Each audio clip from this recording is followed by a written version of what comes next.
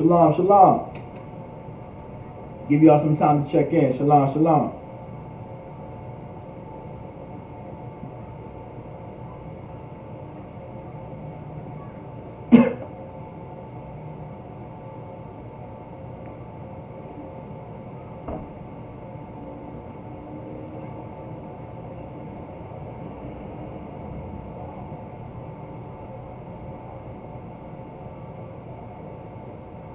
Most High in Christ. Shalom, shalom. Shalom, Israel. With it. Shalom. Yahweh Hashem, Yahweh Shai, B'Gatham to the brothers. Shalom, Yahweh Shema, Alathan, B'Hashem, Yahweh Shai to the sisters. With the Israelite School, Universal Practical Knowledge.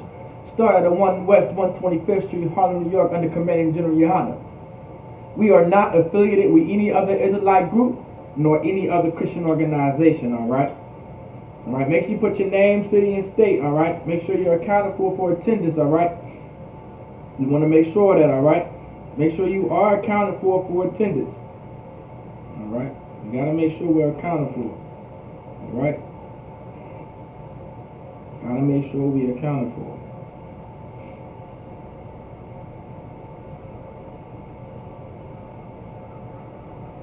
Alright, alright, alright. Make sure you put your name, your city, and your state.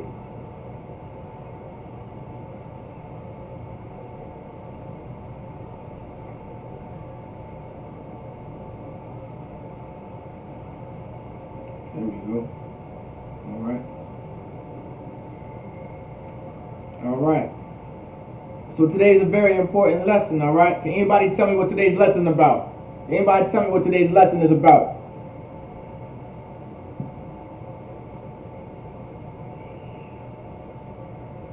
Anybody tell me what today's lesson is about? And not, okay, just don't tell me what today's lesson is about, but tell me why you think this lesson is important. Alright? Why do you think this lesson may be important to learn? Alright? Think about it. What's today's lesson and why do you think it's important to learn this?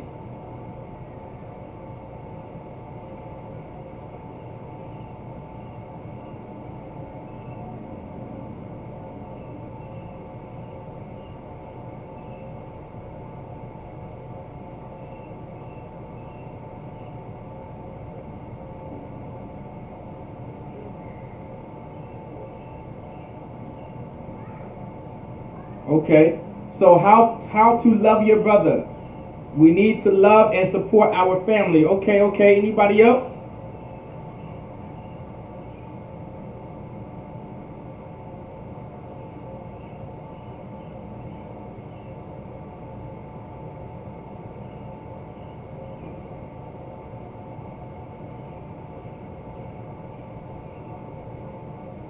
Anybody else want to give it a shot?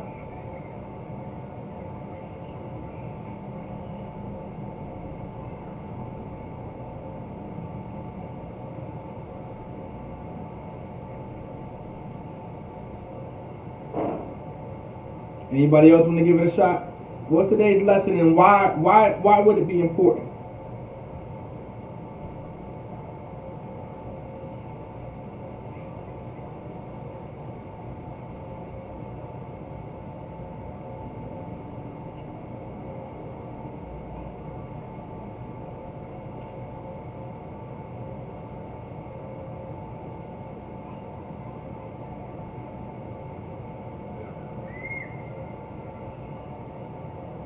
Okay, what a real family is.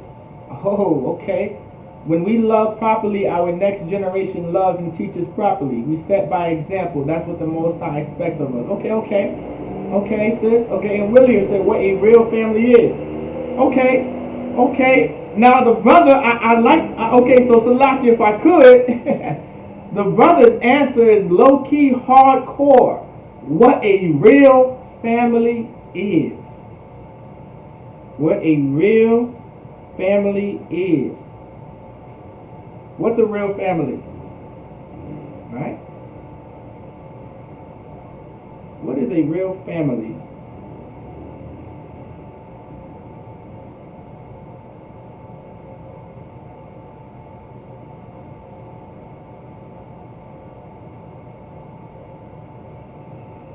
What is a real family? Okay, anybody else? I see more people logging in. All right. Guys, go ahead and tell me, why do you think this topic is important?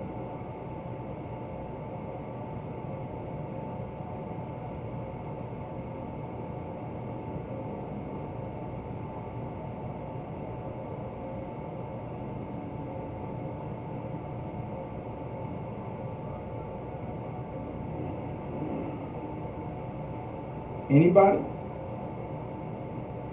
Anybody else want to give it a shot as well? There's no wrong answer. There's no wrong answer. All right. No real wrong answer at the moment.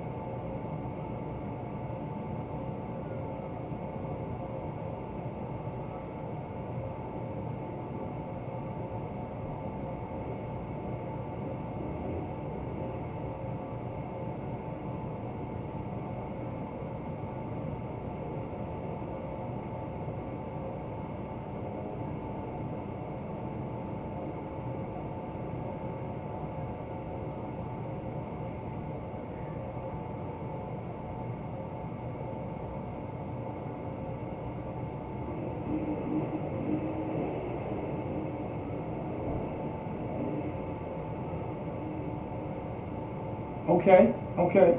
All right. All right. Anybody else? It keeps our family unit strong. Okay, okay.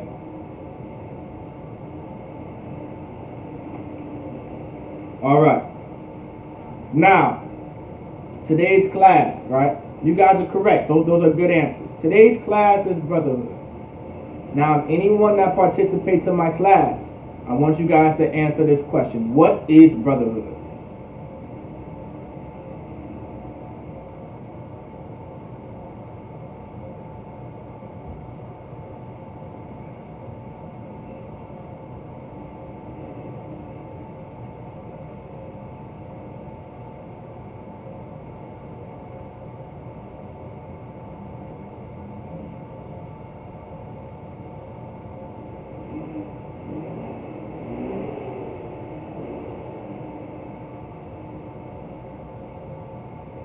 What is Brotherhood? Anyone that participates in my class, what is Brotherhood?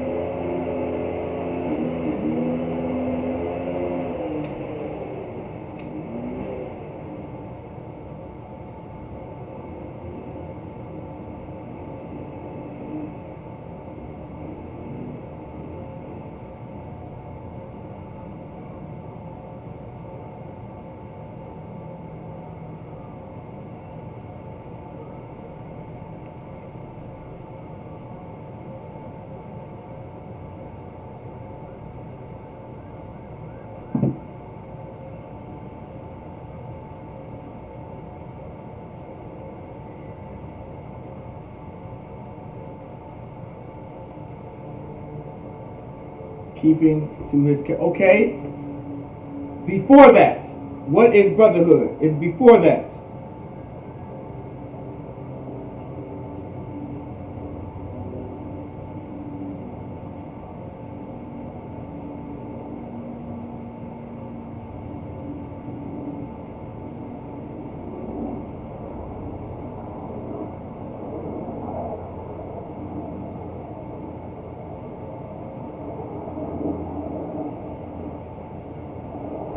Before that, love. Exactly. Now, what is love? So, brotherhood is love. That's what brotherhood is. What's synonymous with brotherhood is sisterhood. So, brotherhood and sisterhood is love. Now, what is love? And give me my precept.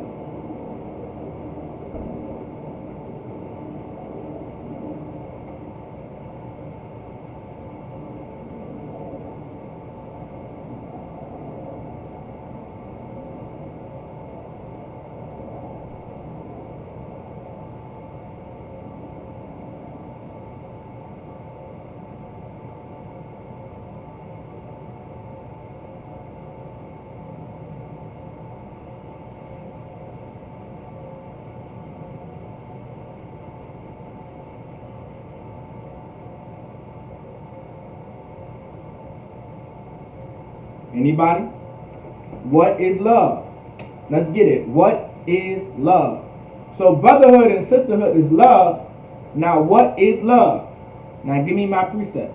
For the brothers that are out there that are taking notes, how can I prove what love is according to the Bible? Right? If brotherhood is love, let's find out what love is.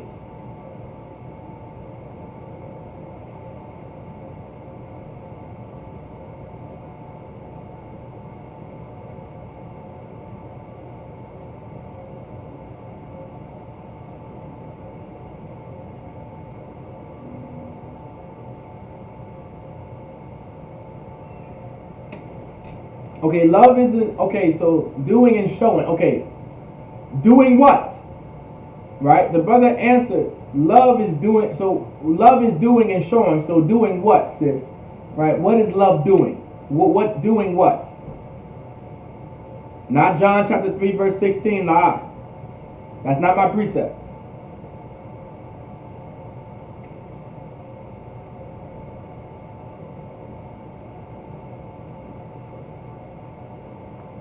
Right. Love is keeping the laws, the statutes, and the commandments.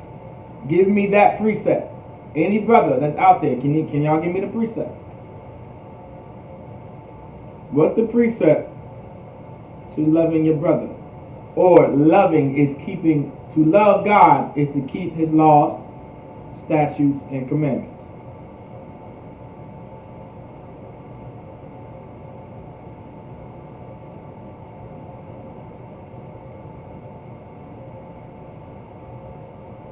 Anybody give me that precept?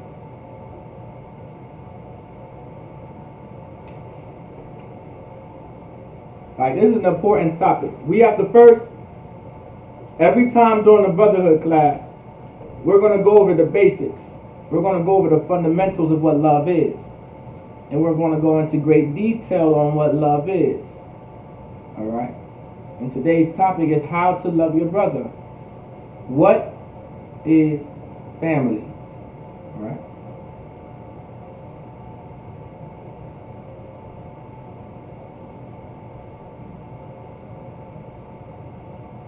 Not John chapter 14 verse 21.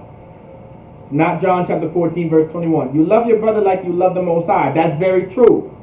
You do love your brother like you love the Most High. That's true. You are supposed to love your brother like you love the Most High. But how do you love the Most High? That's the precept that I need. How do you love God? What is love according to God?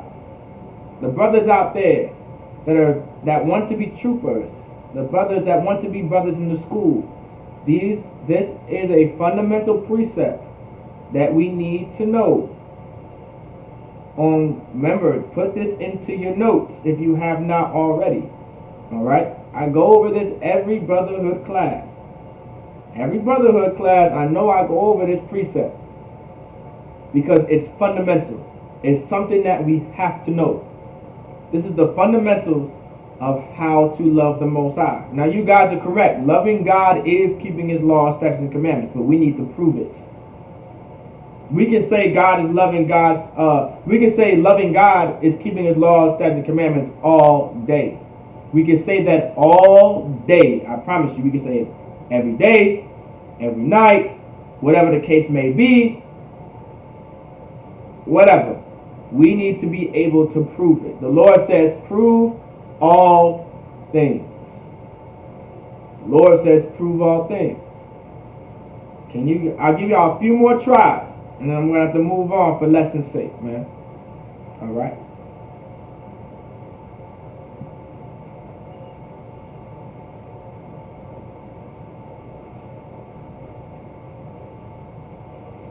First John chapter 5 verse 3.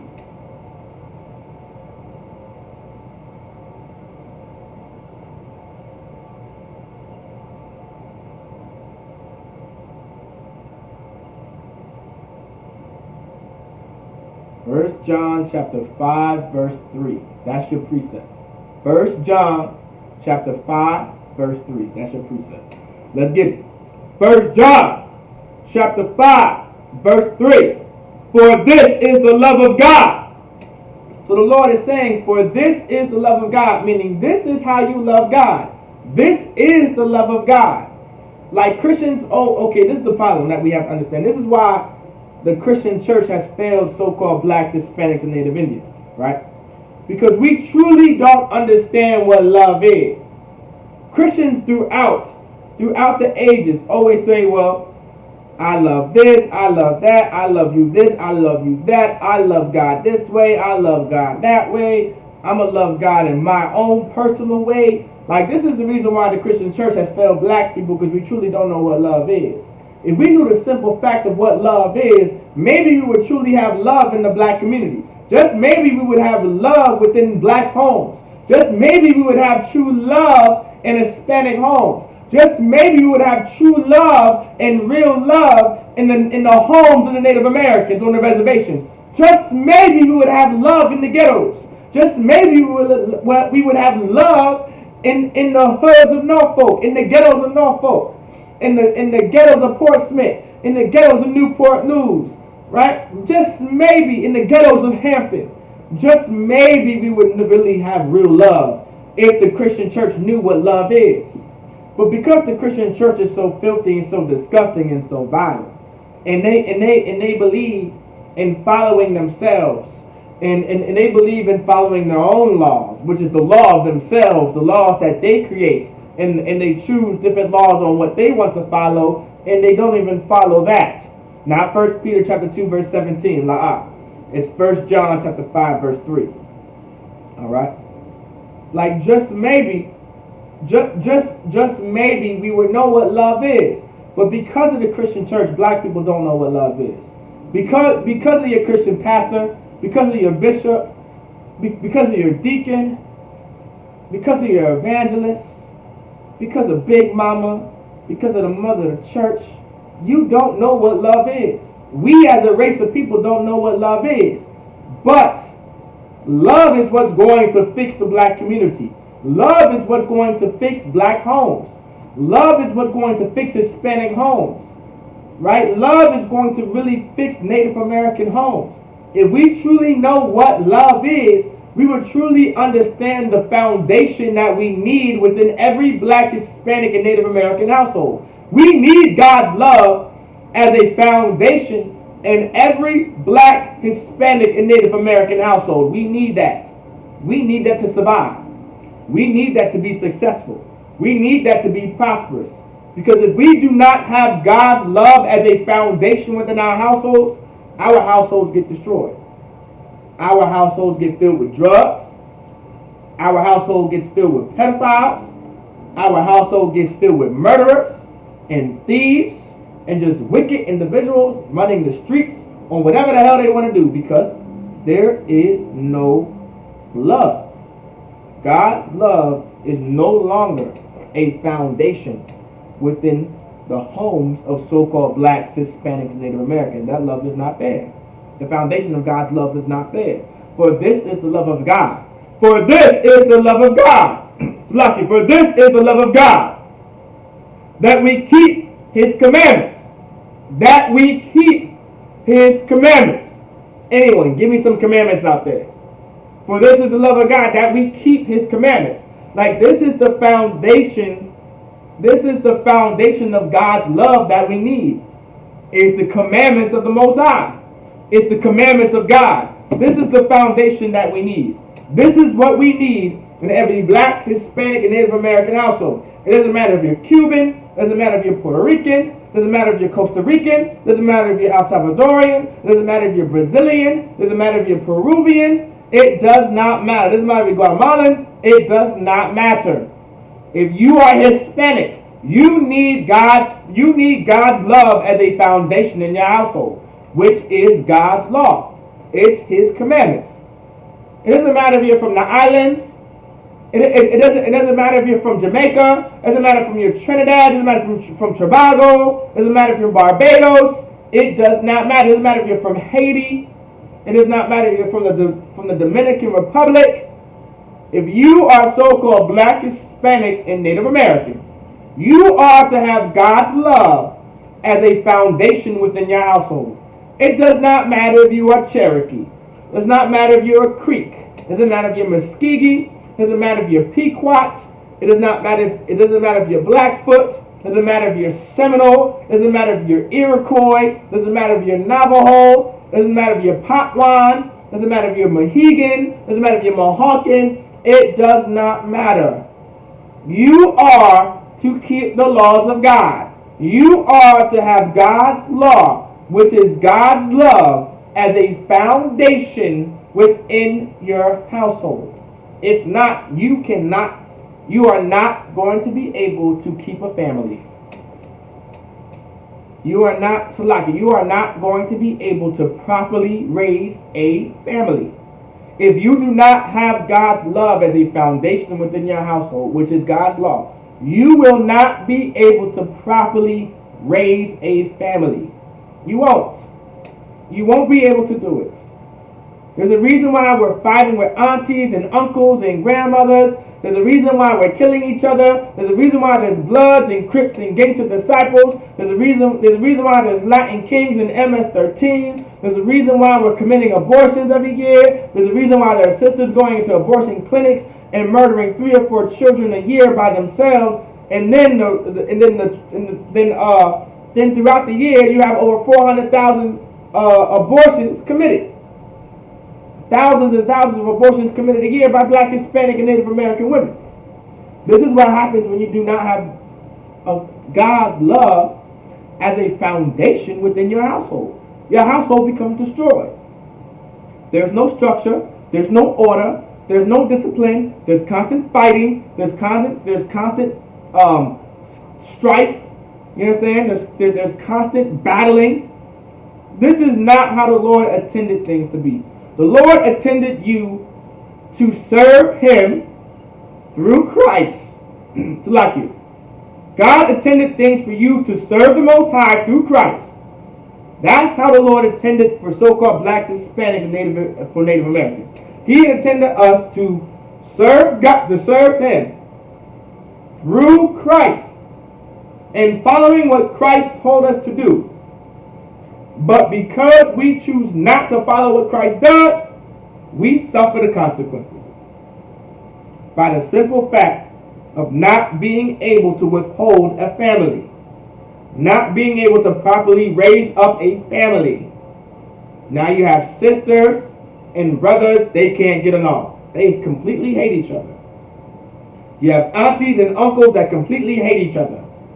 You have grandmas and daughters and mothers and sisters and fathers and sons and all this stuff just completely hate each other because we do not properly know how to love each other. We love each other how the Christian church tells us to love each other, based off how you feel. You love your mother on how you feel. You love your father on how you feel. Right? You love your brother as how you feel. You love your sister on how you feel. This is how you love your family. But God never intended us to love our family by feelings. We were never supposed to love our family members or anyone at that matter based off of our feelings. Feelings come and go. Has anyone heard that before? Feelings come and go. How many of y'all heard that before? Anyone count aloud? How many of you guys heard the saying, feelings come and go?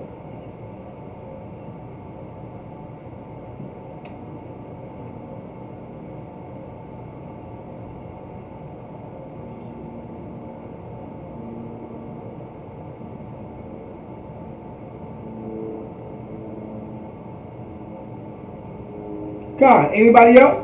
Come on. Anybody else? How many of you guys heard feelings come and go? Come on, okay. Anybody else? Anybody else out there?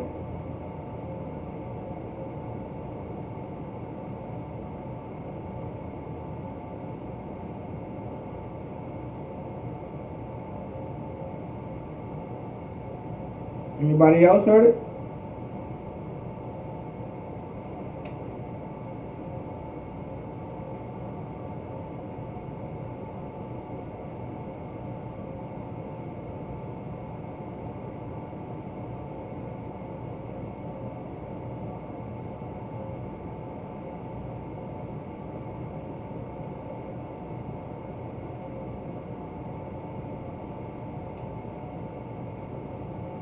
Anybody else? Has anybody has ever heard feelings come and go?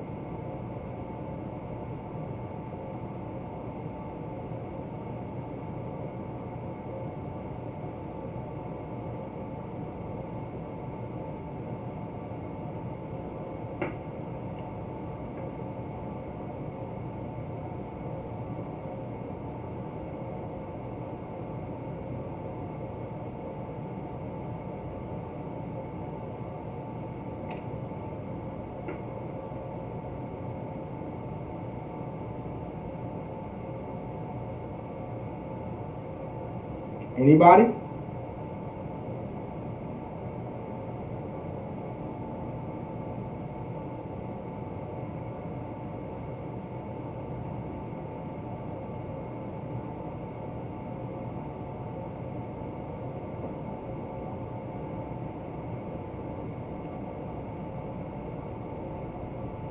Anybody? Anybody else? No? No one has ever heard it? Anybody? Okay, come. So, they say, right, there's an old saying, feelings come and go. If love is based off of your feelings and feelings come and go, right, that's not the type of love you want. Like anywhere online, are you always mad? Being mad is a feeling. Are you always mad? Anybody online, are you always mad? Con or lie? Are you always mad?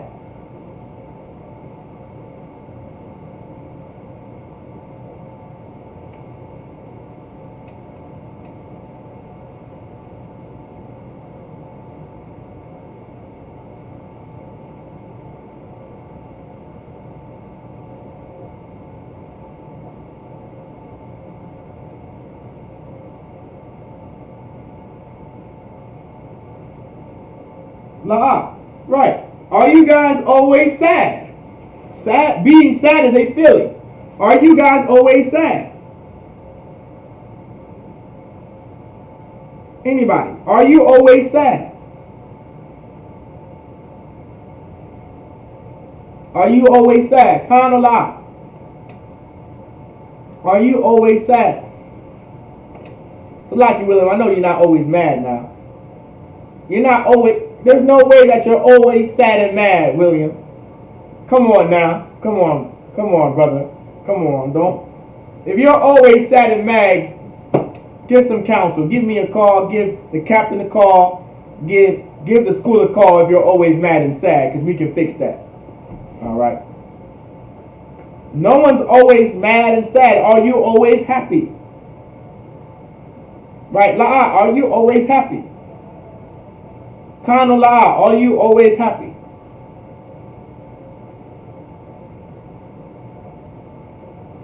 Maybe the brother may not also understand the question. Okay, right, it is a feeling. You said it was a feeling, right? It is a feeling.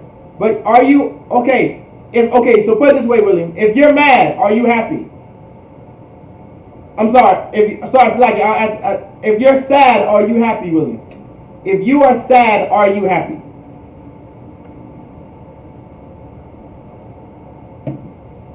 Kanala'a. If you are sad, are you happy?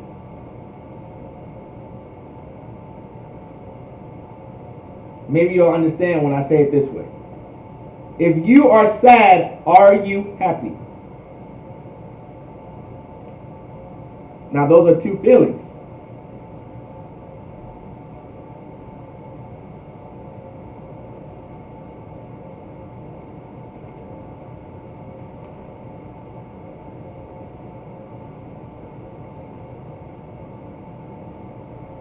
Think about it this way.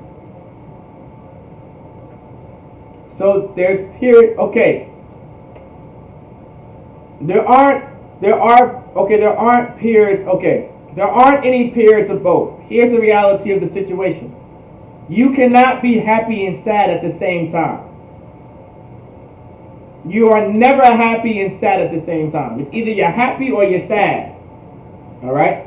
It's either you're happy or you're sad. It's either one moment you're happy and then the next second you're sad, and then you might bounce off the two. There's no such thing as being happy and sad at the same time. There's no such thing. It's impossible for you to be happy and sad at the same time. You're either happy 1 second, and then you're sad the next, then you're happy again, then you're sad the next, you're happy again, and then you're sad the next. Think about it this way. Right? How about we think about it this way? Alright? Just like in any feeling. It's either you're happy, you're mad, sad, or glad. Right? These are different type of feelings. Right? You're never going to experience feelings at the same time exactly. Right? You might feel them not simultaneously. You might feel them one after the other, but they're always at different times, right? These feelings come and go, meaning you're going to be mad one day, happy the next, right? Or happy 1 second, mad the next second, sad the next second, and maybe glad the next second. Feelings come and go. You're never going to be happy, sad, mad, all this at the very same time. And here's why. Because feelings, they come and they go, right? This is not the love God wants for his people. God doesn't want you to love him one day and then hate him the next. God doesn't want that type of love. How are you going to love someone one day and then hate them the next? Because if love is a feeling, that means hate is a feeling too. Right? If love is a feeling, then hate is a feeling. Right? According to the Most High, love is not a feeling. And according to the Most High, hate is not a feeling, it's an action. Like the sister said before, it's what you do. What involves you keeping the law. What involves you keeping his statutes and his commandments. For this is the love of God, that we keep his commandments. And his commandments are not grievous. Meaning his laws are not hard, right? It's not hard to keep the laws of God. It's not hard, right? Hold on 1 second. It's not hard to keep. It's not hard to keep God's commandments, right? It's not hard. Like, it's easy. It's not hard, right? It's not hard, meaning it's easy. It's not hard to not eat pork. It's not hard to not eat pork. But what it is hard is you dying at the age of 46 from a heart attack because you couldn't stop eating chitlins and pig feet and ham and bacon and sausage your entire life. Now you're at 46 with high blood pressure, about to have a heart attack, with a stroke at the same time because you couldn't obey God by not eating pork. And now you're at the age of 46 in the hospital with tubes down your goddamn throat, while your kids are in their 20s or maybe even their teenage years. They're kissing you goodbye. Now that's hard. That's not hard on you, but that's not just hard on you, but it's also hard on your kids. The kids are your family, right? Your children are your family, right? Right? Your children are your family. Am I correct? Con. Your children are your family. You created a family. But because you love pork so much, but what about those that are coming in from the world that are scared to love, whether it's loving a brother or your sister? Okay. I want you to explain a little bit more. So, but what about those that are coming in from the world that are scared to love? How are you scared to love? So, sis, let's break this down. What is love? I'm going to ask you, sis Kapa, right? All right? Akwa, all right? Akwa Kapa, right? Learning how to trust and love unconditionally. Okay, so Akwa Kapa, what is love? We went over it in class. What is love?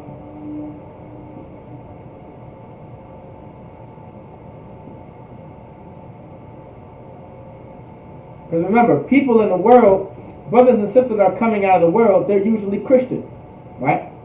They're usually a lawless people. So what is love? Right? So what is love? Aqua, what is love?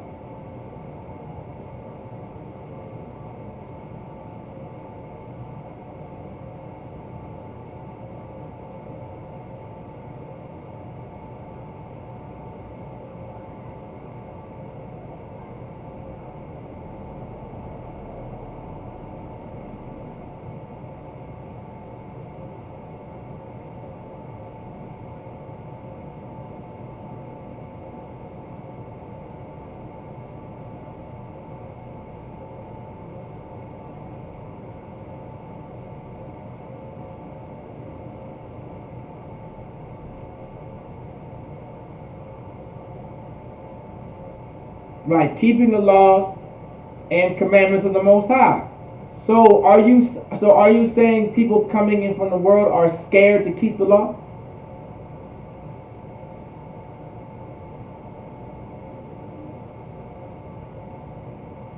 Is that what you're saying?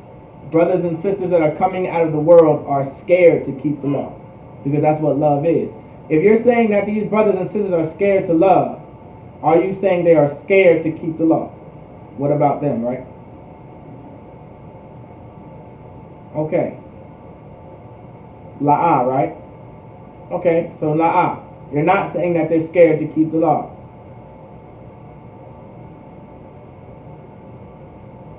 So explain. If scared to trust and love and not be hurt. Okay, Akwaf, so are you using love in the context of not keeping the law, but love as a feeling, like a worldly feeling, like in the world love?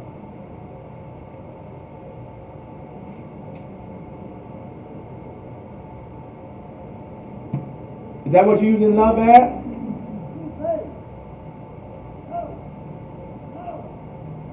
Okay. So when you say scared to trust and love and not be hurt, what are you referring to? Are you referring to just like a brother, a sister, a husband, a relationship? What are you referring to, scared to trust and love and not be hurt? Because love is keeping the law. So are you saying that scared to trust the Most High? Is that what you mean? They're scared to trust the Most High?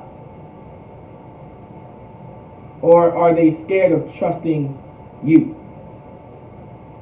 Or they don't want to love you and they think that they're going to be hurt by you? I need more clarity on the situation.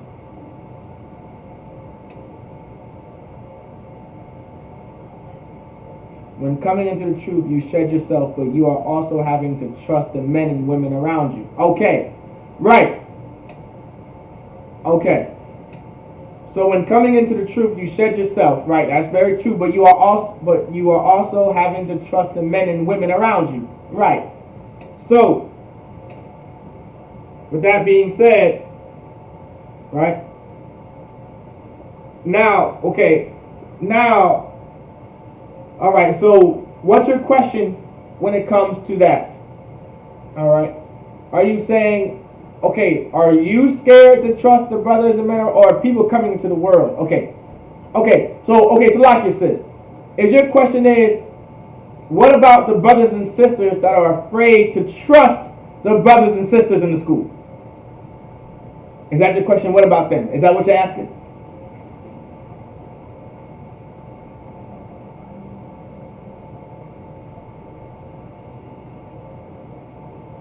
Okay, Khan. Okay, Most High crisis. Okay, the water. Okay, so I'll answer your question. So like you about that. I was trying to get. All right, but even though they're in the truth, they are not living the truth. Okay, those are the people. Okay, but even though they are in the truth, they are not living the truth. Okay, any brother and sister. Okay, any brother and sister that are in the truth, that are not living the truth, is not in the truth, and the Lord will deal with that. Okay, so we don't want to say that. If you are a brother, any brother and sister that's in the school right now, if you are not living by the law, let the Lord be with you. All right, keep this law. All right, you are to keep the law of God. All right, let the Lord be with you. You will pay for the crimes you commit against God coming into this truth. If you sin willfully, right? Once you come into the truth and you sin willfully, you will answer to those crimes. You will answer to those sins. The Lord also says He will have mercy on who He have mercy on, and He will have compassion on who He have compassion on. That doesn't mean there's no punishment. There will still be a punishment. You still have to answer for your crimes. All right? But the Lord will still have mercy on who He'll have mercy on, and He'll still have compassion on who He'll have compassion on. Now, sis, to answer your question about brothers and sisters in the world coming into the truth, to trust other brothers and sisters, listen. Brothers and sisters in the world trust drug dealers that give them weed every day. Think about it this way, sis. Brothers and sisters in the world trust drug dealers to give them weed and crack and coke and lean every day. They trust Christian pastors, uncles, right? And men that they never met in their life for the first time to watch their children. Even though it's a known fact that Christian pastors, right, are child molesters. And even though pedophilia is a very big problem throughout America. If they can't trust us that live by the laws of God, right? If they don't trust us that actually live by the laws of God, but they trust their drug dealer, and they trust their rapist uncle, and their pedophile pastor, then so be it. Allow them to stay in the world. But if you never trusted anyone in the world, how do you let that go in your guard down? By loving the Most High. It's not, how do you let your guard down? Okay, no one's saying let your guard down. Keep your guard up. All right, keep your guard up, by the way, sis. No one's telling you to keep your guard down. As a soldier, even as a woman in the school, sister in the school, or brother in the school, keep your guard up at all times, right? Of course, we know the brothers in the Isupk and the sisters in the Isupk are to be trusted, but you can still keep your guard up if you want to, but you're going to trust your brother. Now, but if you never trusted anyone in the world, how do you let that go and your guard down? Well, the question is, do you truly trust in the Most High? Do you have your full trust in God? Answer this question. Do you trust God?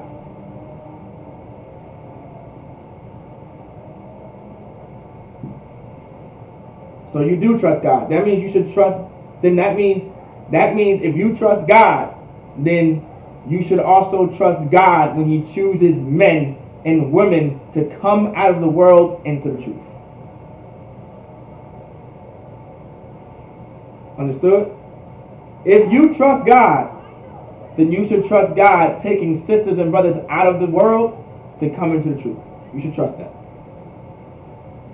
You should trust that. Meaning you should trust the fact that there are no pedophiles back here. There are no rapists back here. And there are no pedophiles back here. There are no murderers back here. All that stuff is behind us. All that nonsense, all that sin is behind us. The conversation of the old man. The Lord said the conversation of the old man. The conversation of the old man is no longer here. You don't got to worry about it. So if you trust God, then you trust God taking brothers and sisters out of the world into the truth, unless you don't believe. Does that make sense, Aqua?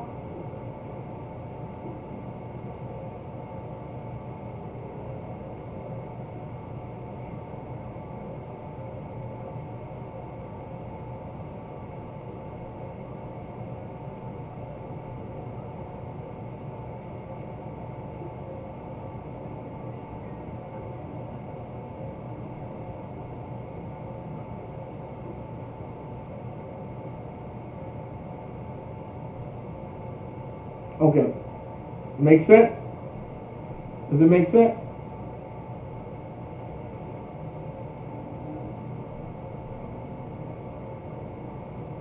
Okay, if you see things, okay, so calm, but I still see things with my eyes that don't keep in line with that. Okay, if there are things that you see, right, the Lord says, go to ye and your brother alone. So if you trust God, that means you trust his words, and you should follow his words. His words is, if you have to go to your brother or your sister alone. So whatever situation you might be referring to, Aqua, have you went to that brother or that sister about it?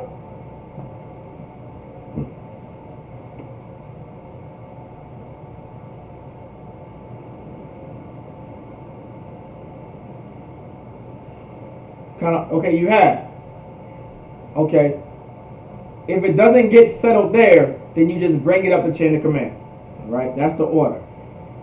If nothing gets rectified, just bring it up further and further and further, so you can get more clarity on the specific situation you may be referring to, all right?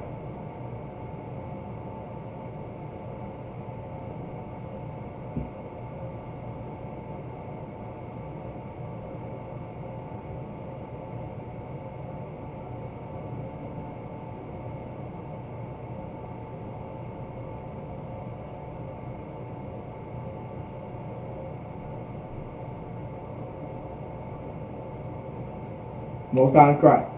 All right, let's get back to it, all right? So now, we know that the commandments of the Most High are not hard to follow. They're easy, all right? So God's law is keeping his laws, his statutes, and commandments. Now, this is talking about family, right? This lesson's about how to love your brother. How to love, what is real family, right? What is real family? What is real family? Right? So now, let's get Leviticus chapter 19. And let's go to verse 17. So Leviticus chapter 19, verse 17.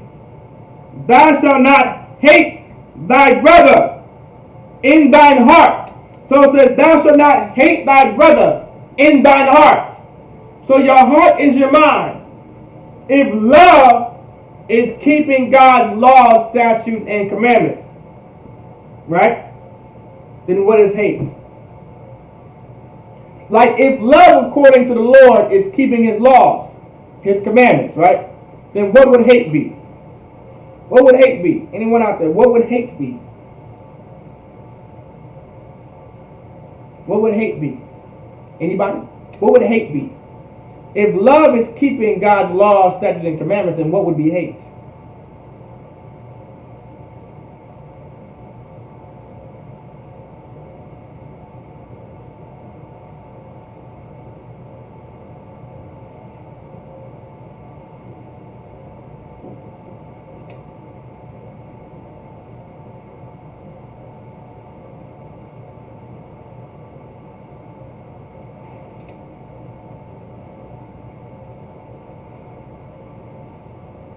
Right, not keeping the law. Anybody else want to give it a shot too as well?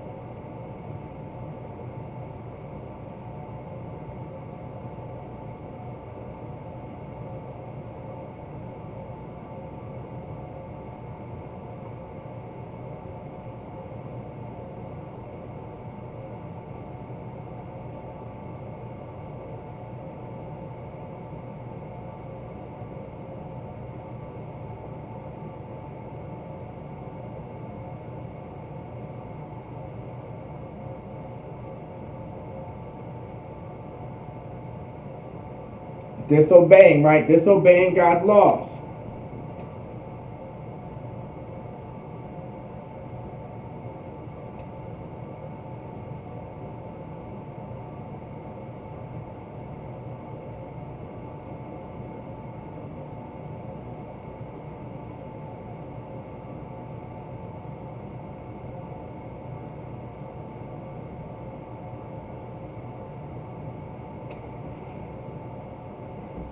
Right. So hate would be disobeying God. Hate would be not keeping God's laws, statutes, and commandments. That's what hate would be. Right? So Leviticus chapter 19 verse 17 says, Thou shalt not hate thy brother in thine heart. Right? Thou shalt in any wise hate thy brother in thy heart. Now, give me examples of how to hate.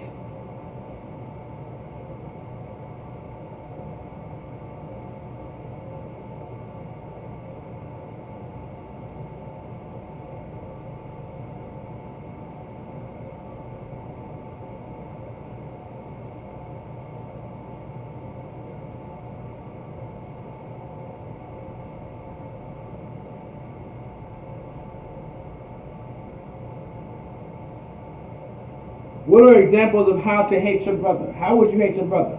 All right. Think about the law. How would you hate your brother? The Lord says, Thou shalt not hate thy brother in thy heart. Like in your mind, you should not be trying to hate your brother. You are not to hate your brother. Right? You are not to hate your brother. Let's keep reading. Right? Thou shalt in any wise rebuke thy neighbor.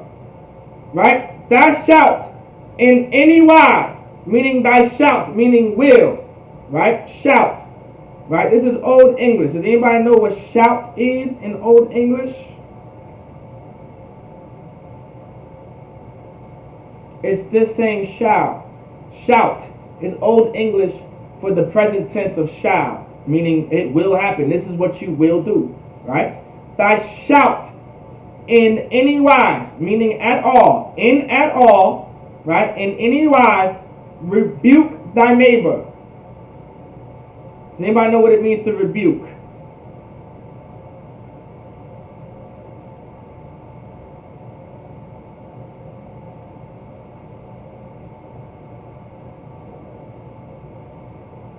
Because there are cases that you are to rebuke, right? Then there are cases that you do not rebuke. So thou shalt in any wise rebuke thy neighbor, meaning this is what you will do, right? You shall not hate your brother, but you will. Rebuke means to correct or reprehend. You will correct your neighbor. Right? That's what you will do. You will correct your neighbor. You will correct your brother. You will correct your sister to not acknowledge or dislike. Meaning to criticize sharply. To reprehend. That's what it means to rebuke. Alright? Meaning you're going to correct your brother. You are to correct your sister.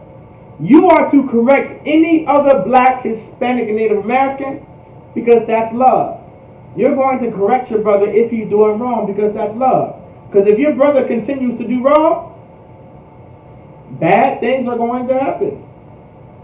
You know that you want to correct your son. Your son is your family, right? You want to correct your son from stealing. Your son is known to be a thief. And you want to stop him from being a thief. You have to rebuke him. You have to sharply criticize him. You have to reprehend him in order to stop him from stealing. Why? Because you know being a thief is going to send you to prison or to send you in jail or get shot and killed. Do you want your son to be in prison? Do you want your son to go to jail? Do you want your son shot and gunned down and killed or murdered? No. Well, that's love. You don't want those bad things to happen to your son. That's love. But if you allow your son to keep stealing, if you allow your son to be a thief, then you hate your son. That means you want him to go to prison. That means you want him to go to jail. That means you want him to get shot and gunned down and killed or murdered. That's what you want. Now that's hate. Does that make sense? Let's continue reading.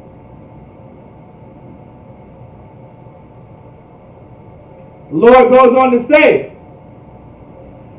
and not suffer sin upon him. Meaning you are not to tolerate your brother You are not to tolerate your sister sin. You are not to tolerate sin upon him. Your son is not allowed to be a murderer. Your brother is not allowed to be a murderer, right? Your wife is not allowed to be a murderer. But what if they choose not to listen? If they do not listen to you, sis, if they do not listen, if you have a son and they choose not to listen to you, they're already disobeying the law. The law says, children, obey thy father and thy mother. Be obedient to your parents. They're already disobeying the law. And then 2, if you have a son and they don't want to listen to you by not being a thief, right? Then you have no choice but to let them be a thief. It is not that you made that choice. I don't want to say choice. They continue to choose to be a thief, so they continue to sin against God, and they are going to suffer the consequences of being a thief. Okay, now, if your brother and sister, right, does not listen to you on not being a thief, then the blood is no longer on your hands. You told them that God said not to be a thief. And then you broke it down that if you are a thief in America and the white man is the devil that he is, he's going to throw you in prison or in jail for as long as he wants you to. That he wants you in jail for, or prison. If they still don't listen to you, that's on them. That's on them. That's their burden that they have to walk with. You warned them. You said what you had to say. And I'm sure you explained over and over and over again that they should not be a thief or a murderer or eat pork or eat shrimp or eat lobster. You know, I'm sure they're Christian too. I'm sure they love Christ.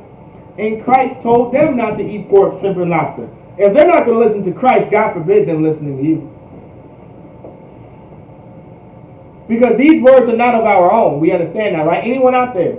These words are not our words. These words are the words of God.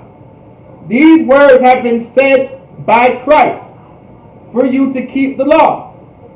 So it's not that you're not listening to me. Like, don't think that they're not listening to you. They're not listening to Christ. They're not listening to God. Make sense? Agua Kappa makes sense, right? It's not that they're not listening to you. They're not listening to Christ. They're not listening to the Most High. I didn't say not eat pork. I didn't say not to murder. I was a murderer. I was a murderer. I never told you not to murder. These are not my words, because I was once a murderer.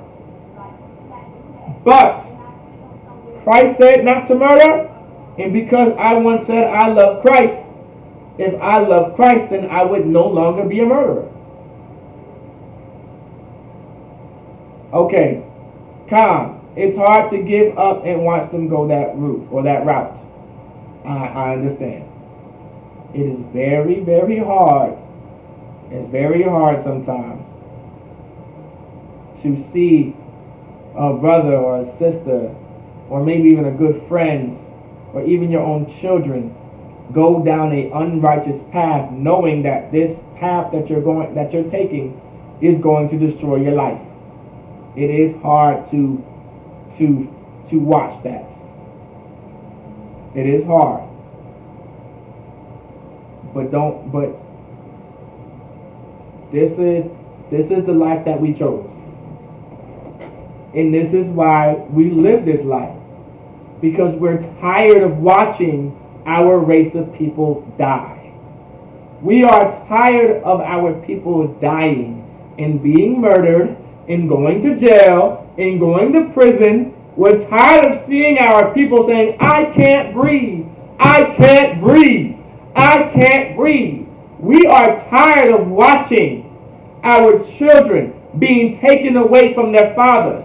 We are tired of seeing our children being taken away from their mothers. We are tired of our children being thrown in dog cages and being stripped from their families. We are tired of this. We are tired of black men going to jail and Hispanic and Native American men going to jail because of child support.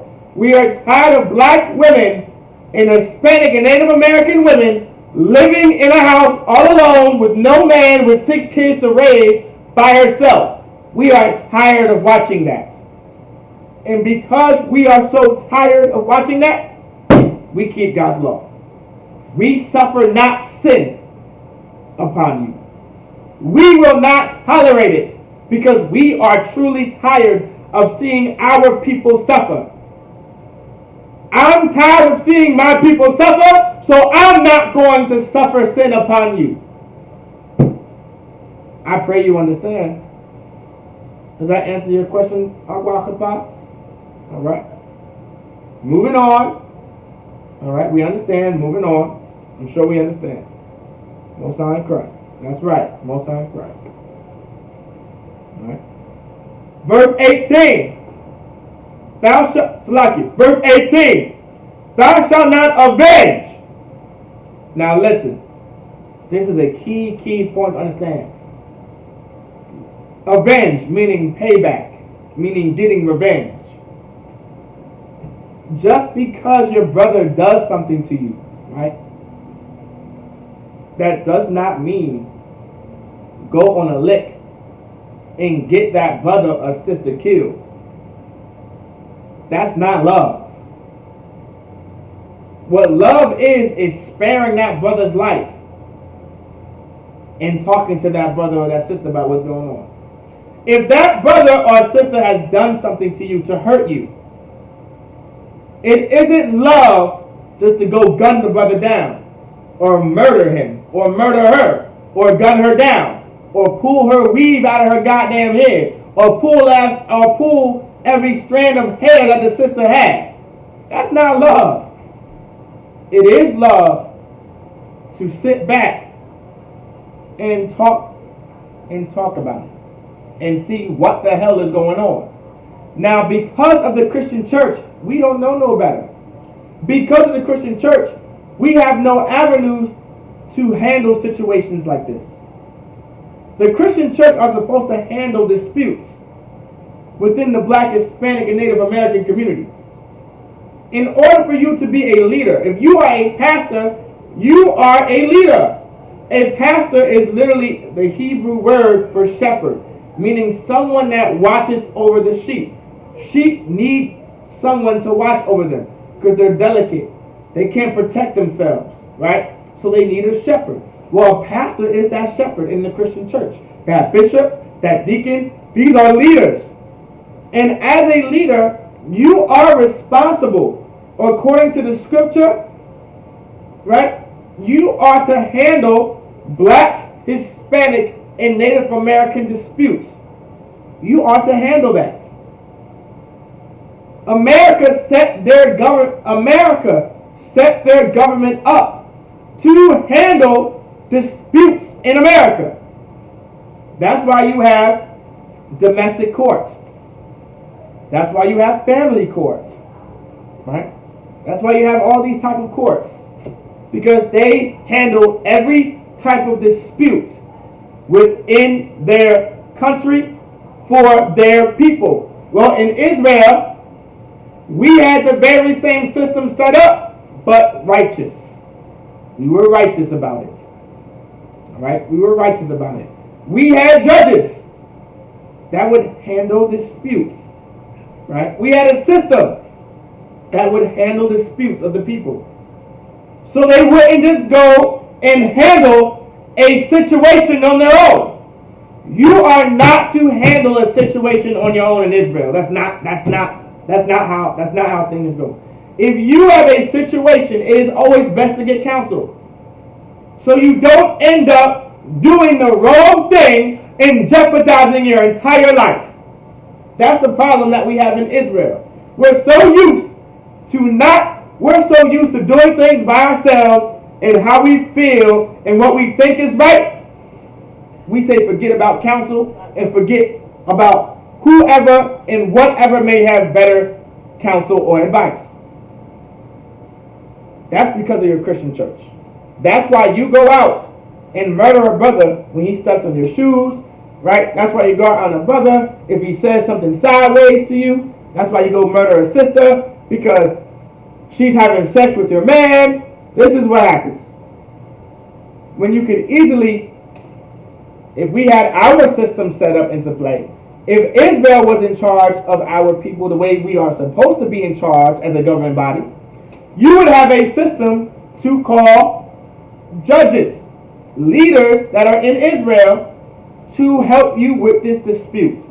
So you can live another day, and the other sister can live another day.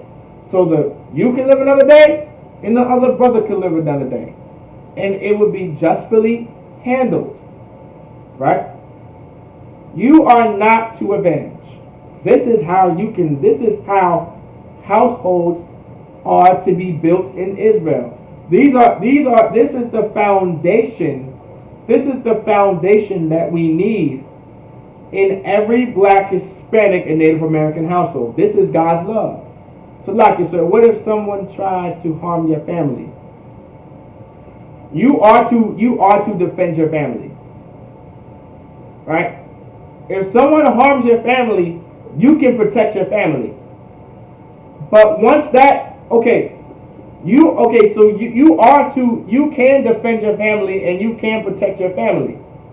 The Lord's not saying don't do that. Right? Right? The Lord is not saying don't do that. Right? But if someone harms your family and you already defended your family, right? And you protected your family, what you don't do is go out and try to kill the brother when you already beat him up. You already protected your family. He's already dealt with, right? He's already dealt with. That doesn't mean go and find him and kill him. The whooping was good enough. But now, in America, the way America runs its government, and because the black community is so destroyed, right? It doesn't always work like that, right? We know it doesn't work like that. That's why this is why this country is so wicked, because that situation I explained to the brother is like the best case scenario. You can protect your family, and you can protect your family from harm and defend your family from harm, and sometimes that can still cost you your life. Like you might beat up the brother the next day, but because that brother is in the world, he might come back and shoot your entire crib up. Thank the Christian church for that. You know not to avenge your brother, but he doesn't. That's the problem that we have in Israel. We are not on the same accord. That's why our families are destroyed. Because we are not on the same accord when it comes to serving the Lord. In every household, we are to have God's love, which is God's law, as a foundation within each and every household. But because the white man is the devil that the Bible speaks of, right? Because the Christian church and black leaders, not every black household or Hispanic or Native American household does not have God's love, which is God's law, as a foundation within their house, within their household. So now you have to worry about, right, a brother coming back. You already defended from him once, but now you have to worry about him coming back and trying to finish the job, but even worse, he's going to shoot your house up, right? This is why it's important for blacks, Hispanics, and Native Americans to come and keep God's law. Now, if you are actually keeping God's law, the Lord will see fit to protect you, and that brother pays right there and then for attacking you that's in the truth. I pray you understand. All right? Because you serve God and you are in the truth, the Lord can put a spirit on that brother to not come back to your house. But if you don't serve the Lord, and you don't serve God, then evil can be unleashed. Does that answer your question, brother?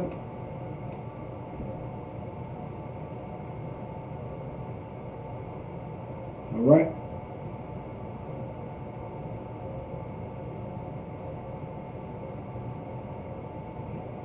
Let's continue. Thou shalt not avenge, nor bear any grudge. So the Lord says, nor, meaning this also, right? Nor bear any grudge. Does anybody know what a grudge is?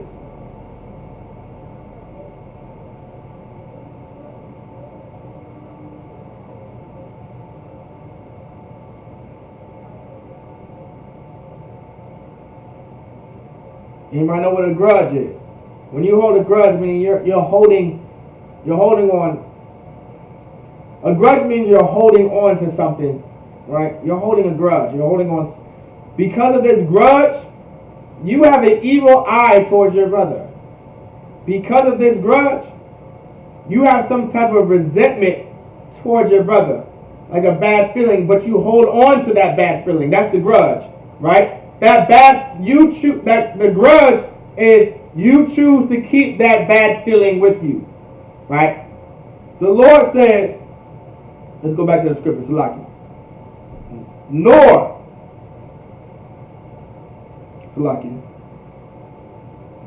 bear any grudge. The Lord said, nor bear any grudge, meaning we are not to keep that bad feeling. We are not to keep that ill resentment towards our brother or towards our sister. We are not to hold on to that evil, right? My question is to any brother and sister out there, how would you fix this? A grudge is you holding on to that bad feeling. How would you not hold on to that bad feeling? What did Christ say to do? If any brother and sister was paying attention in class, or paying attention in any brotherhood class, or just may note, what did Christ tell us to do in order to not hold that grudge? To not hold on to that bad feeling, that ill resentment towards your brother. What did he say?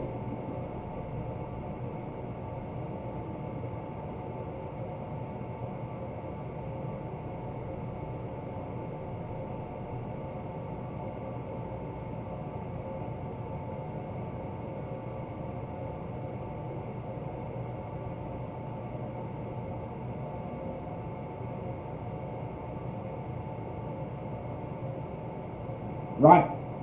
The brother, that's true. Turn the other cheek, right? Now, turn the other cheek isn't saying be Christian, all right? It ain't turning. Okay. Disclaimer: turn the other cheek is not the Lord telling you to get your tail whooped and not fight back. Turning the other cheek is more so spiritual, and the brother's correct.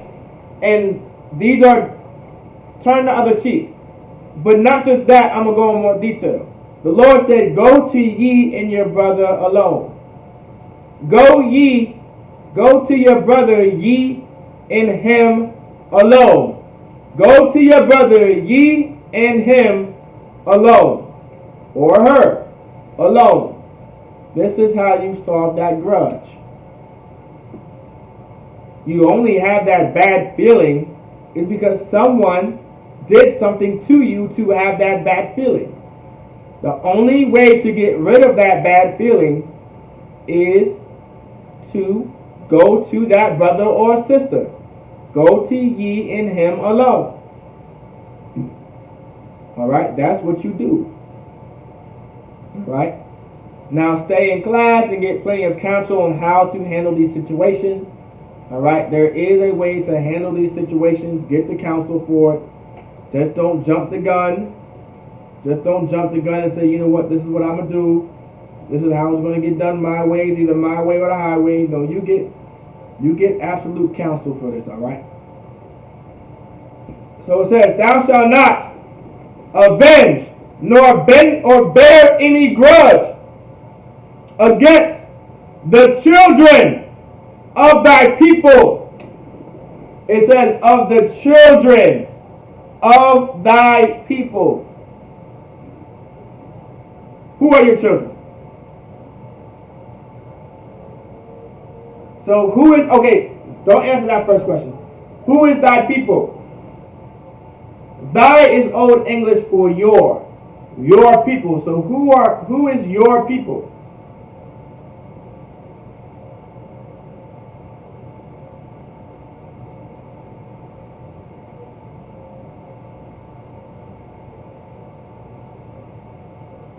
Israel. Right? So Israel is your people, right? Right? Now the children, right? Now let's answer this quick. Who are your children? Right? The children of your people. So your people, the children of your people. So who are children? Who are children to you?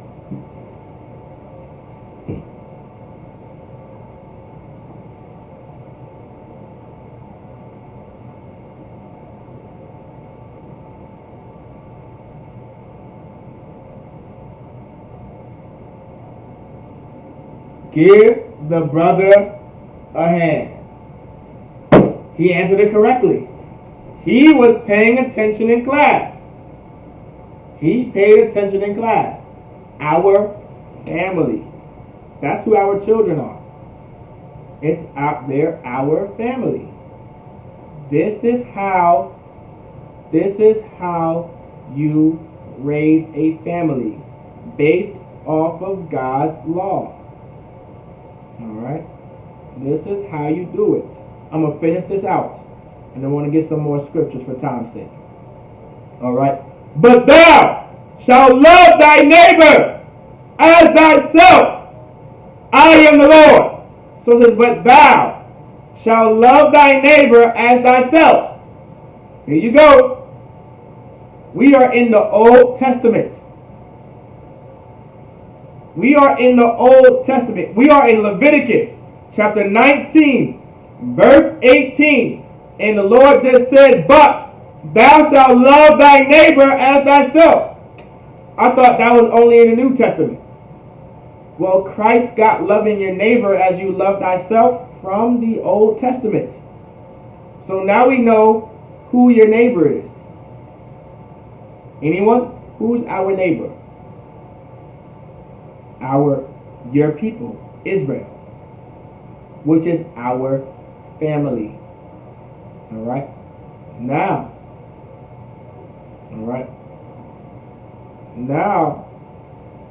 we have to understand something on a deeper, right? On a deeper scale. Alright?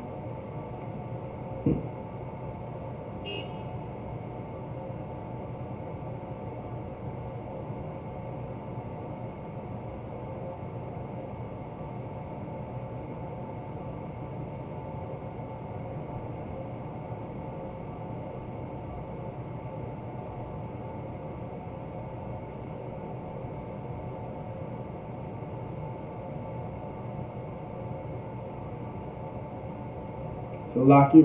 Let me see.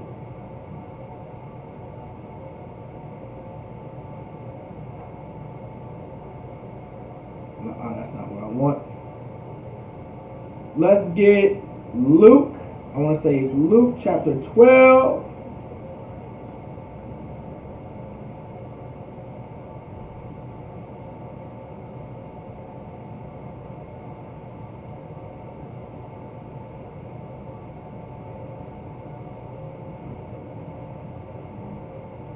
Luke chapter 12, Mark chapter 13,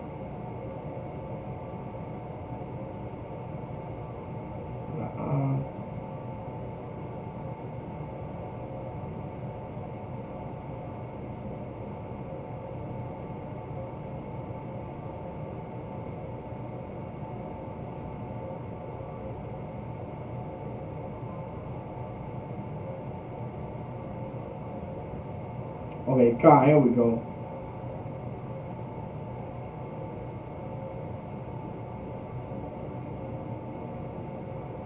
Let's go to Matthew chapter 12. And we're going to start at verse 46. So this is something that we have to understand. We're gonna see who our family is. All right. So let's figure out who our family really is. All right. Can anybody online paying attention? Anyone online? Who is our family?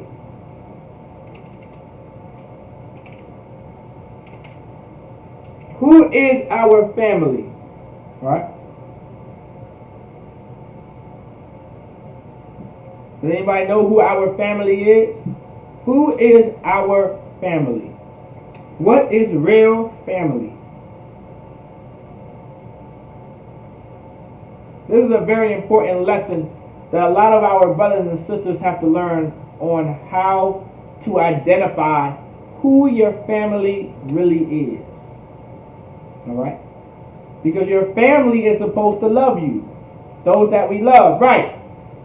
Your family, you are to love your family. Right? Our bloodline. Right. That's true. Right? We are to love our family. Right? And our family are to love us. Right? How are you to love your family? That's my question. How are you to love your family? How do you love your family? We just went over it. Anyone online? How are you to love your family?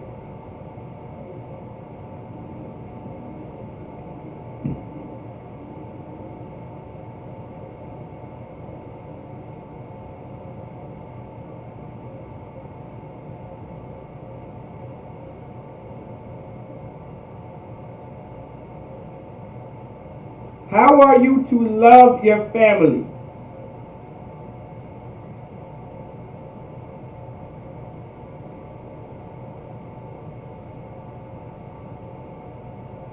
Anybody online?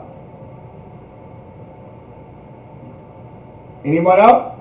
Okay, Ayan. Okay, I can accept that. But be more direct. Brother and sister, you're not wrong, but be more correct. Be more direct. How are you to love your family? You're right, but I want you to be more straightforward on what we have to do, which is the definition of love. I want you guys to give it to me. I just gave y'all the answer. How are you to love your family?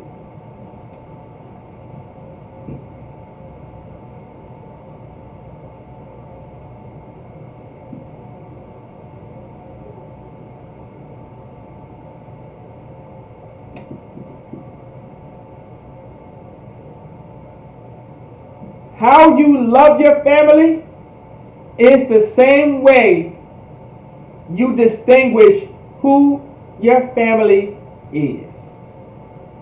The same way you love your family, the same way you are to love your family, is the same way you distinguish who your family is. Alright?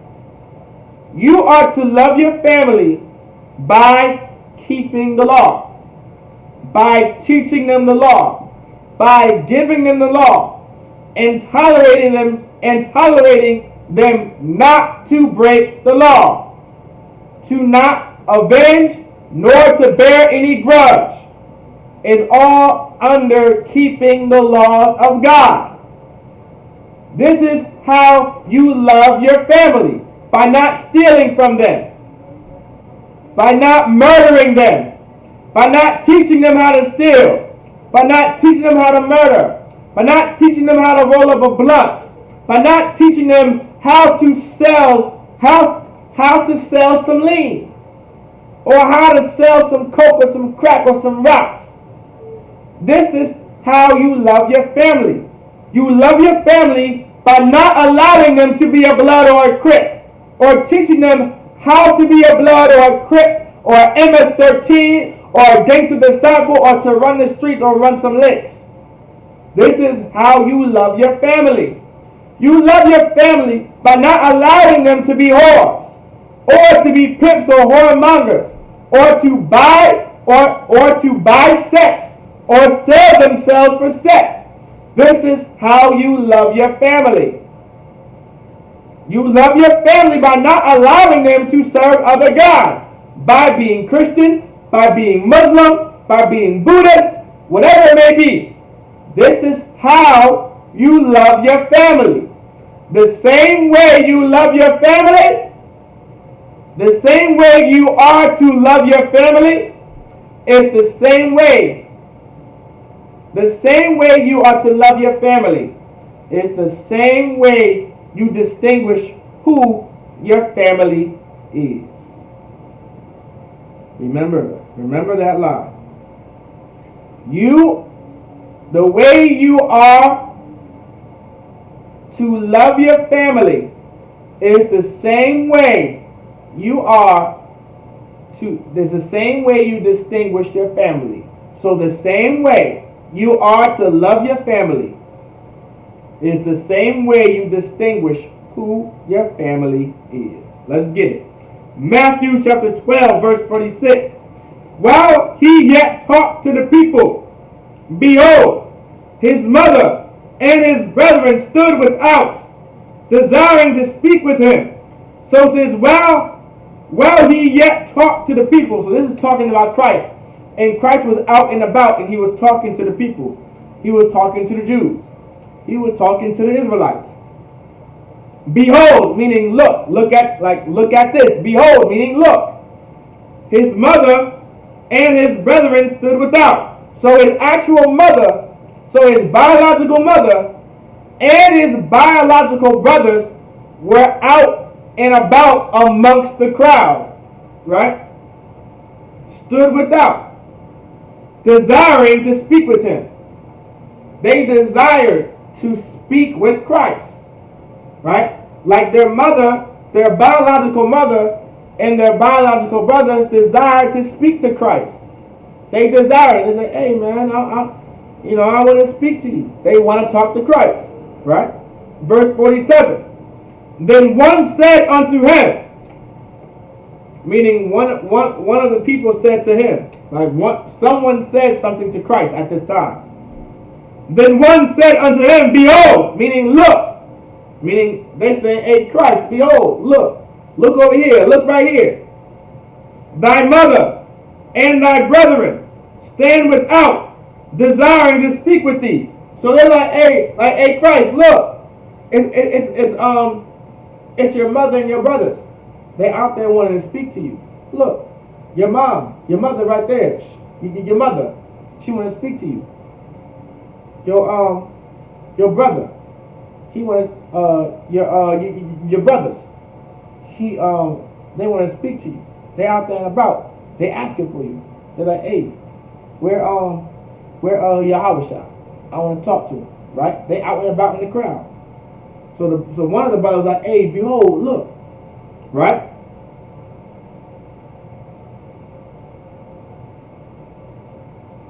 Verse 48. But he answered and said unto him that told him. So he answered the brother that told him that his mother and his brother, was out and about asking for him. They desired, meaning they wanted to speak to Christ. So he answered this brother that said to him, your mother and your brothers are out there. This was the response that Christ gave to this brother. Who is my mother? So he asked the brother, who is my mother? Like he's asking, like who is my mom? Who is my mother? Right? And who are my brethren? So he's asking this cat, right? He's asking his brother, hey, who is my mother? Who is my brother? You know, he's like, hey man, who is my mother? Who is my you out here saying that my mother and my brethren are asking for me, but who is my mother? And who is my brother? Right? Now, you out here assuming who my mother is. You out here assuming who my brother is. So who is my mother? Who is my brother? How do you know they my mother? How do you know they my brother? Right? He's asking them, who is my mother? Who is my brother? who are my brethren? Verse 49. And he stretched forth his hand toward his disciples. So he took his hand and he faced them towards the disciples like this. Let's say the disciples are right here. He took his hand and now he's pointing toward the disciples. And he said, and he stretched forth his hand toward his disciples. So his disciples are right here. And said, meaning Christ is about to say something. Christ is about to say something while pointing to the disciples. Behold, my mother and my brethren. So the disciples, so Christ pointed toward the disciples and said, behold, meaning look at the disciples. Behold, my mother and my brethren. My question is to you, who is your mother and who are your brothers?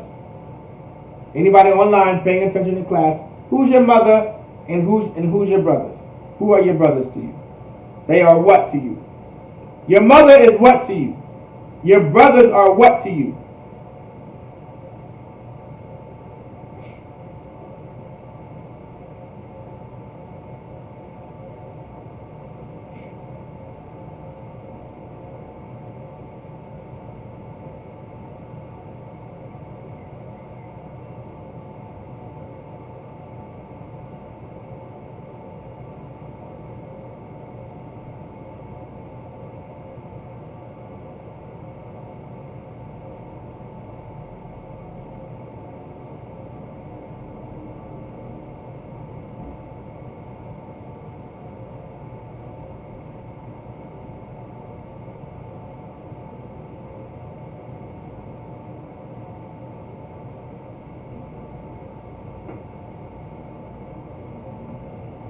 Your family.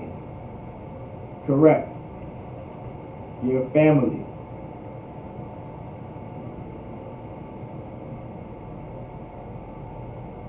Your family. Your mother is your family to you. To you, your mother is family.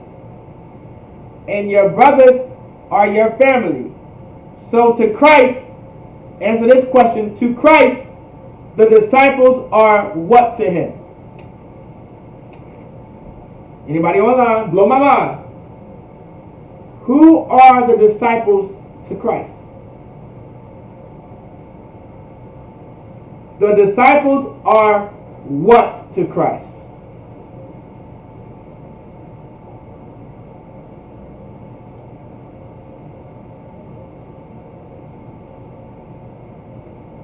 His family.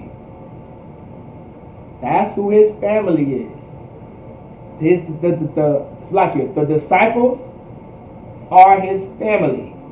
Now Christ is going to explain even further why the disciples are his family. Matthew chapter 12 verse 50. For whosoever shall do the will of my Father which is in heaven. What is the will? Okay, so when it says my Father which is in heaven, we know the Father which is in heaven is the Most High. What is the will of the Most High? Anybody tell me what the will of the Most High is? Anybody online, what is the will of the Most High?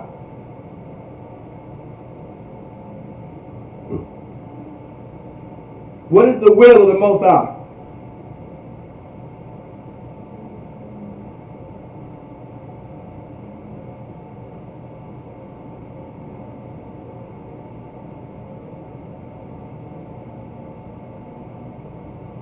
And that's correct. It is following his laws and his commandments. Give the brother a hand.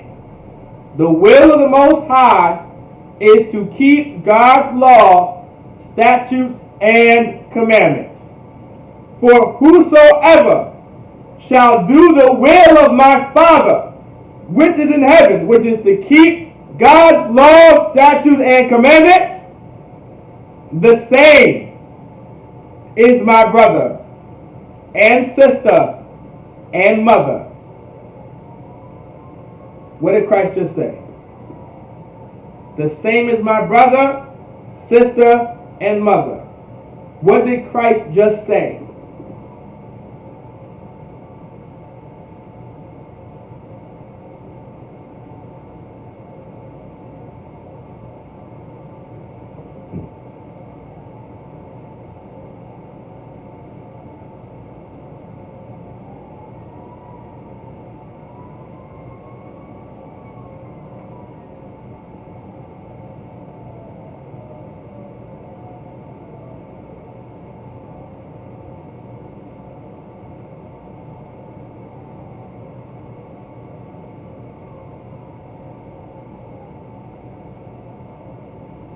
What did Christ just say? Anybody?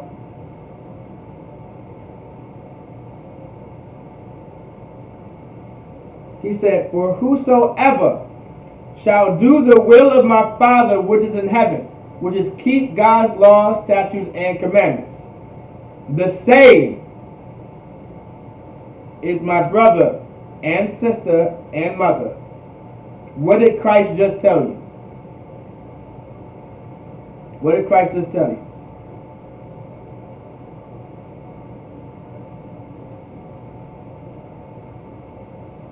What did Christ just tell you?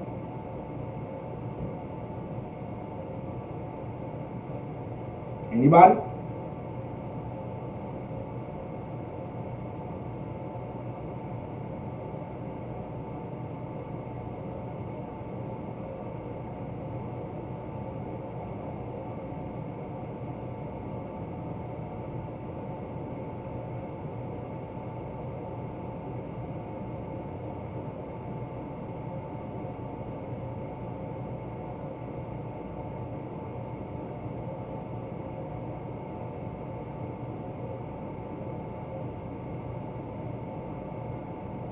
Anybody? What did Christ just tell us?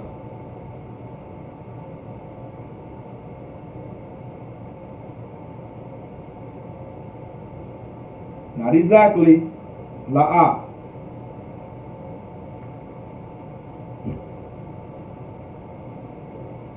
Christ did, okay. But what did Christ just say? The same is my brother and sister and mother. Brother, sister, and mother. Okay. Who? Okay. Your brother and your sister and your mother is family to you. Christ just said, whosoever keep God's law, the same are my family. Right? That's what Christ said. If you keep God's laws, statutes, and commandments, then you are his family. Meaning, if you do not keep God's laws, statutes, and commandments, you are not my family. We have to understand what family really is. Family, your family are the ones that keep God's laws, statutes, and commandments. I pray you understand. That is what real family is. You thought your grandmother was your family. You thought your mother was your family. You thought your father was your family. You thought your brother was your family. You thought your sister was your family. You thought your auntie was your family. You thought your uncle was your family the entire time. We have thought this forever because the Christian church never taught us what real love is. The Christian church never taught us how to truly love our families. Because if we truly knew what love was, and if we truly knew what a family was really about, then we would truly know who our family is. A family would not murder each other. A family would not take someone's children away from them. A family would not rob from you, would not steal from you. That's not what a family would do. But in the Christian church, that's what family is all about. In the Christian church, family is about murder, robbing, stealing, being a thief, and taking kids away and throwing them in the street and allowing them to do whatever they want, because that's what the Christian church is about. But that's not what family is, and that's not what family is about. And that is not your family. Your family, if you truly love Christ and you truly believe in God, your family, if you truly love Christ and you truly love God, your family are the ones that keep God's laws, statutes, and commandments. That's who your family is. You are ordered by God to keep His laws, His statutes, and commandments. If you do not keep His laws and His statutes and the commandments, the Lord is not with you. The Lord is not going to be with you if you do not keep His laws, His statutes, and His commandments. I pray you understand. He's going to be against you. The Most High is our Father. Your father would be family. If you loved your family, you would keep the law. So if you loved your father, you would keep his law. So if you loved God and loved the Most High, you would keep his law. Does that all make sense? Khan or La? Did I lose anyone? Khan or La? Does that make sense? God is our Father. A father is family. If you are to love your family, you are to keep the law. So if you loved your father and the Most High is our Father, you would keep His law. This is why it's so important to get out of the Christian church. Because in every Black, Hispanic, and Native American household, we need to have the foundation of God's love within every household, which is God's law.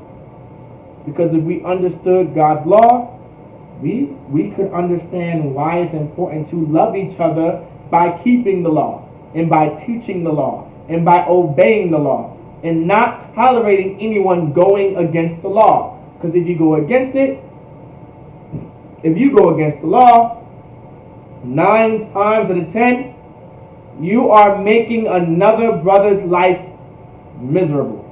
When you disobey God's law, 9 times out of 10, you are either making a brother's life miserable, or a sister's life miserable, or your own life miserable. And that's not love.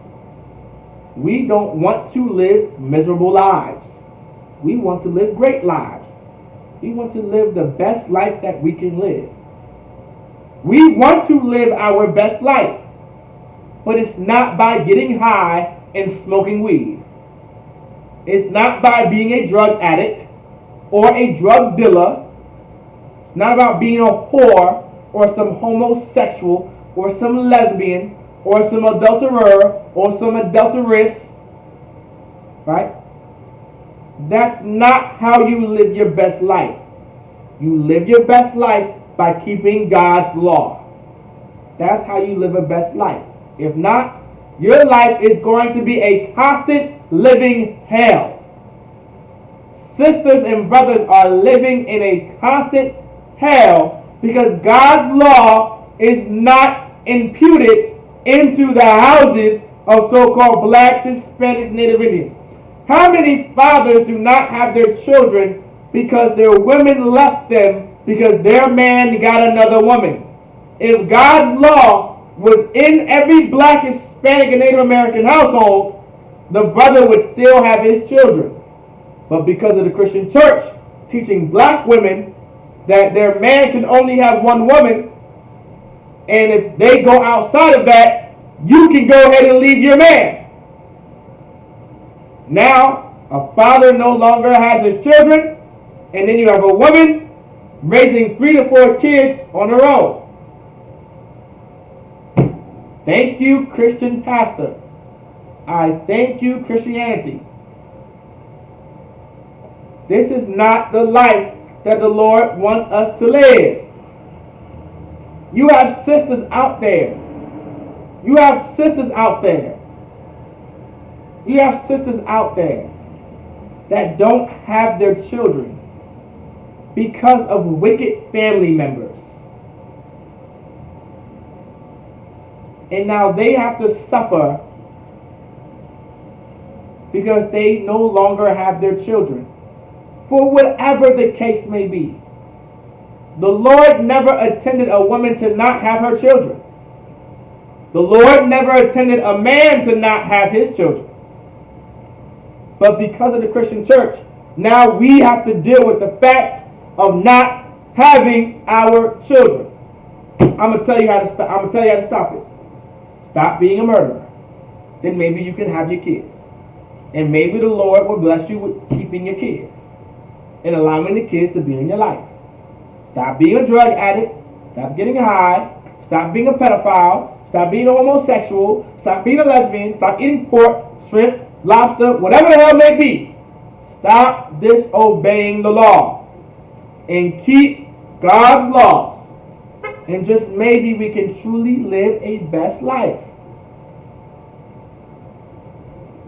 Everybody understands?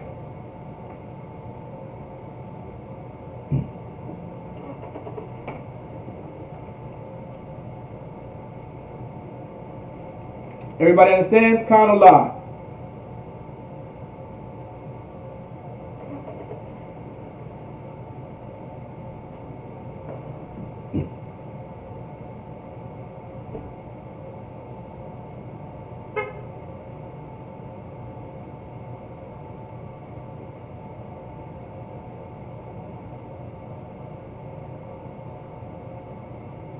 Con. Any questions?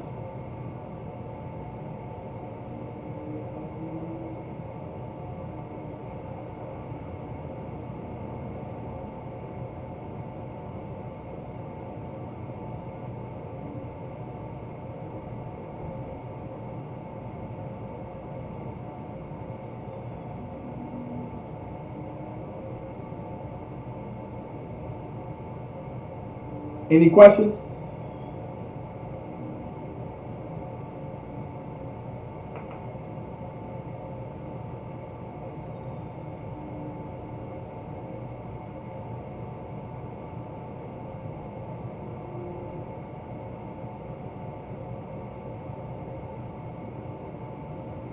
La?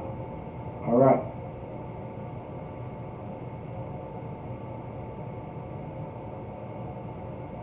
With that, we'll get the announcements.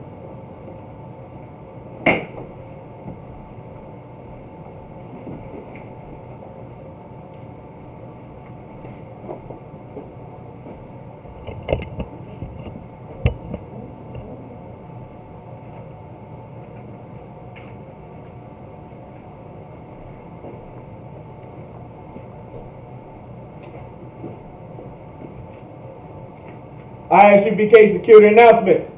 We are the ISUPK. Start at 1 West, 125th Street, Harlem, New York, under Commanding General Yana. Rule for new brothers and sisters. When a new brother or sister comes into the school, they are off limits for 6 months. They are to be saluted only. They are here to shed themselves of the world. If they need transportation, the teacher will arrange it. After 6 months, if a brother or sister has an interest in a particular person, he or she must get permission from the head to speak to a brother or sister. There is another 6 months in which the brother and sister will court each other. After this 6-month period, the brother and sister will get permission from the head to marry. Tithes, which is a commandment.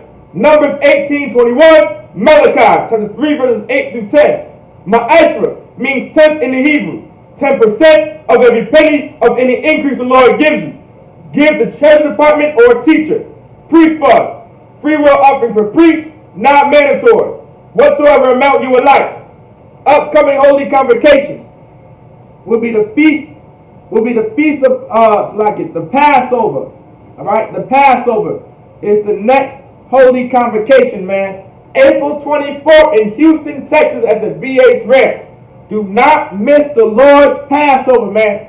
You do not want to miss out. The Lord's Passover is going to be glorious. Remember, your Passover fees, $200 per person over the age of 17, man. All right? The Passover. It's going to be ATV riding, horseback riding, fishing, man. It's going to be a beautiful, beautiful time. Do not forget, right? Do not forget about your Passover fees. Make sure your hotel room's in set. Make sure you got your hotel reservations, your car reservations, your plane tickets. Make sure all of that is in order. Make sure you communicate with the brothers in the school. No excuses not to make it to the Lord's Passover. The next holy convocation after the Passover is the Feast of Unleavened Bread. The Feast of Unleavened Bread. This is after the Passover. For 7 days we are to eat unleavened bread. This comes from us leaving Egypt and not having yeast to rise our bread. So we would have to make unleavened bread. It was always in our culture as well to eat unleavened bread, but specifically, we truly did not have any yeast and we could not rise our bread. So we do unleavened bread. Alright? Make sure you get all yeast products out of your house. Anything with yeast in it you cannot have in your house. You can put it in your car. You can throw it out if it's going to spoil, whatever it may be. But you cannot have any yeast in your house during unleavened bread. Alright? With that, I say Amayim, which means to stand. We're going to give a curse salute to the brothers. Men of Israel. Amayim Shabbat. Amayim Barak. Yahweh Ba'ashim Yahweh Shah Bakastar. Yadamatah. Saw like a wakim, which means turn and face the sisters. Men of Israel. We're going to give a curse salute to the sisters. Men of Israel, Amayim Shabbat. Amayim Barak. Yahweh Shema Alathan Ba'ashim Yahweh Shah. Yadamatah. Class dismissed.